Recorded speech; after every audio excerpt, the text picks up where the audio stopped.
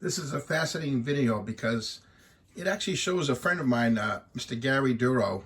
He's doing a cruise line speaking engagement. He used to be on the cruise lines and they'd pay him to go and talk about antiques and walking sticks and such and jewelry because he was a very well knowledgeable dealer. And kind of an interesting gig. I wouldn't mind getting that gig myself. Sounds fun. But anyway, he bought a very important cane off me, which is kind of funny. I was watching this video. It's I believe was put on 13 years ago. And he was discussing a cane that I sold him, which I had bought and owned. I bought it about the year 2000, maybe a little before that, and I had it for many years. I paid for it $6,000. I traded some watches and some cash, and I really spent all out in this cane. I had been collecting walking sticks for a number of years, and I always wanted a violin cane. And of course, you always want a gun cane and certain things in sword canes, so I like to have kind of one of everything. And I just said, boy, wouldn't it be great to have a violin cane? And they're very expensive. As a matter of fact, violin canes, even when I bought this cane for $6,000 as a rule, they were $7,000 to $10,000. And they were very small in stature. But this violin that I bought of a great friend of mine, it was a different type of form. It was almost called a trapezoid violin, I believe they called it. But it was in a case that was, you'll see it pictured pretty soon. It was made out of quill maple, and inside it was inscribed by a maker, Augustus Johnson, Freiburg. And I assumed it was Freiburg, Maine. I mean, I never really could figure out exactly where it was from, but it was made out of a beautiful quill maple, very delicate wood, very figured like a tiger maple, but much more intricate. They call it quill maple. And it was just a wonderful cane, very fragile, very fragile. And actually, I used to bring it to cane lectures. When I used to bring a number of canes, I'd bring 30 or 40 canes with me. I'd bring this one with me.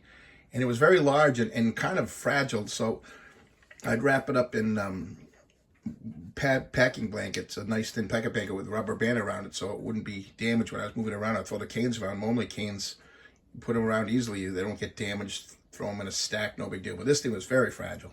And I was almost thinking to myself, it's too valuable and too fragile for my collection. So after the years, I think I had to buy a car. And I said, you know what? Time to sell that cane. So I brought it to the Atlantic City Antique Show. And I was walking the show, and I got a phone call on the cell phone. And Leo had told me, my partner, he says, there's a gentleman in the booth here, says he loves your cane. As a matter of fact, he's your buddy from Miami Beach, the antique show, who I used to buy a lot of canes from him, Gary. Anyway, it's funny how it describes the story. But there is one thing right, he said. I said, the price is $10,500. And that was the price. In my mind, I said, you know what? They make these other violin canes there, $10,500, and my cane is better. I always thought it was better. I said, this is a much better thing. And that's going to be the price, or else I'm not going to sell it. To heck with it.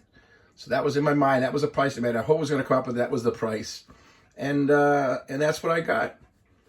And it's kind of funny. He discusses it. He talks about it, saying that he didn't know of me and he missed it. But I actually got a call from my partner. He had seen it in the booth.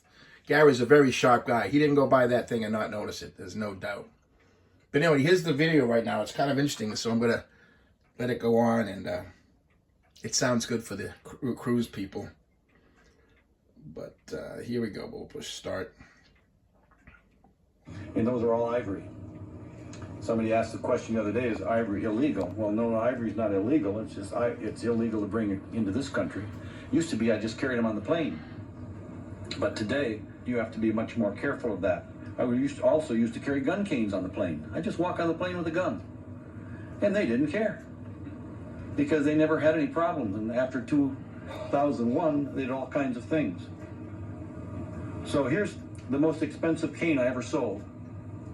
It looks like you can see an umbrella or a cane handle sticking out of the end. And then it's a tapered tiger maple box. And inside is a violin. And actually plays. I was walking through the biggest antique show in the world in America was in Atlantic City, New Jersey. They had 1,600 dealers. That same show today is sick. They've got about 300 left, and it's probably on the way out.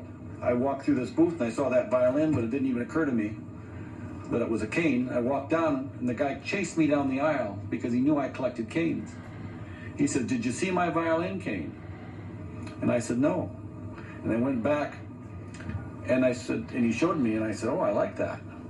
I said, how much do you want? He says, $10,500. And I tried to negotiate. I said, how about 10? He says, no. He wouldn't dicker one penny. And he wouldn't take a check.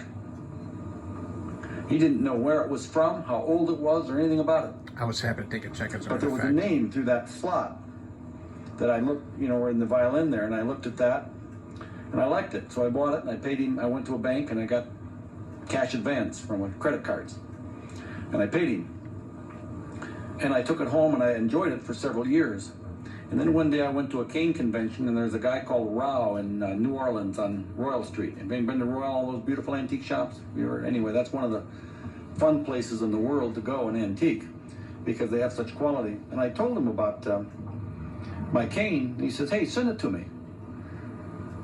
And he said, oh, by the way, how much is it? And I said, it's $20,000.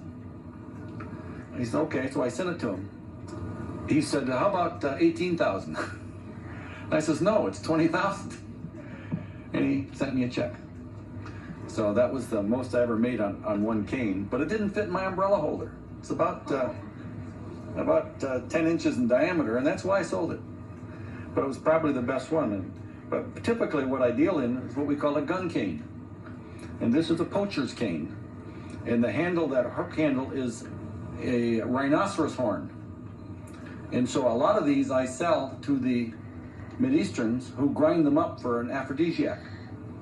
But this stock screws off, and they were typically used in England because all the land in England was owned by the royalty, and it was against the law to hunt on the king's land.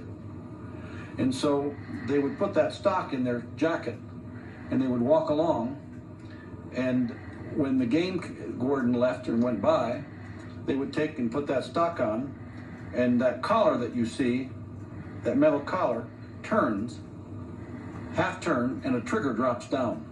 And it's already cocked, it's already loaded, and you're able to shoot your game for the evening meal. If it doesn't have a stock, it was used for protection. But this one with the stock was typically used to eat with. The problem is that most of them are not in existence anymore because there was a tip in the end called a ferrule. And when you take that ferrule off, then your barrel is exposed. But if they forgot to take it off and that bullet went off accidentally, it would blow up and often kill the people. So most of these are not left. So anyway, I sold this particular gun cane for $2,500. And that would be typical of a cheap gun cane. If it has a 6-shot and a dagger or a pepper box, it might bring $10,000. And I've had several. This next one here is one of my favorites. And this is ivory. It's dated 1709, and the handle screws off, and there's a little cup inside, and you can see the holes in the cap. And I consider this my most important cane because it's a doctor's pomander, and that the doctor would put a solution in a sponge in that little cup, and as they walked in the sick room, they would put it up to their nose. In fact, here's a picture of a Royal Dalton plate that I bought with a doctor having his pomander up to his nose. And the solution in that pomander is the solution of the 4 thieves. During the bubonic plague of France, 4 men went into a room where they threw all the dead bodies and they robbed them of all their valuables because all they did was throw them in there and they just left them. And these 4 men went in, and when they were caught, they said, how did you keep from getting sick? Well, we smelled this special solution. Well, tell us what it is.